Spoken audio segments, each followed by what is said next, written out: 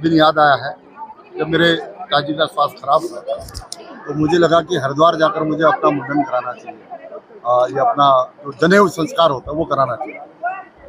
लेकिन जो एक ब्राह्मण पंडित जी थे हमारे, उन्होंने कहा नहीं, जितना हरिद्वार की प्रसिद्धि है, जितना हरिद्वार शुद्ध है, जितना हरिद्वार प्रसिद्ध है, उतना ही जो अपनी गार्गी नदी है, हम तब तक इसको गोला नदी ही समझते थे, लेकिन जो इसका ओरिजिनल नाम है वो गार्गी नदी है।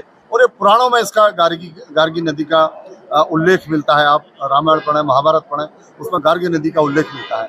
उसके महत्व को तब से मेरे मन में एक जिज्ञासा थी, एक आशा थी, एक मेरी इच्छा थी कि मैं जिस प्रकार गंगा नदी में हर की पैड़ी पे आरती होती है, जिस प्रकार ऋषिकेश में आरती होती है गंगा नदी पर, उसी प्रकार इस गार्गी नदी पर भी आरती हो।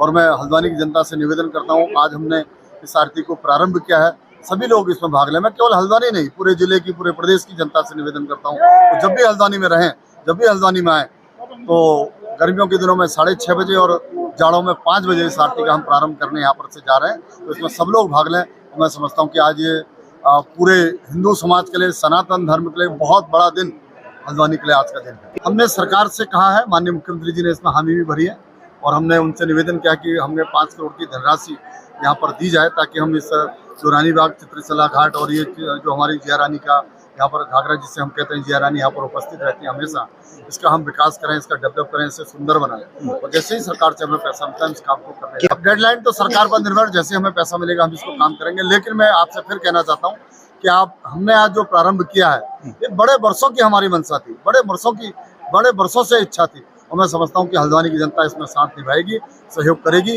और ये आरती दिन पर दिन और सुंदर होती जाएगी।